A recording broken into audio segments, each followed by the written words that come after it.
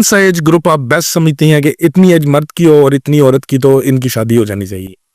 अच्छा, ये हर Best friend किसी जिसे का कह लें। बिल्कुल, ये मुझे लगता है कि ये हर किसी के ना एक सब्जेक्टिव फीलिंग्स हैं। किसी को लगता है कि मैं एक बहुत मैच्योर पर्सन के साथ गुजारा कर सकती हूँ, किसी को लगता है कि नहीं मुझे एक लड़का चाहिए जो कि 25-24 का हो, मैं उसके साथ गुजारा कर सकती हूँ। ये टोटली डिपेंड करता है कि आपकी खुद की पर्सनैलिटी कैसी है।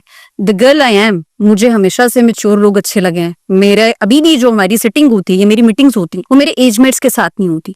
तो मेरी पर्सनैलिटी ऐसे डेवलप है कि मैं एक मैच्योर पर्सन के साथ ही सर्वाइव कर सकती हूँ।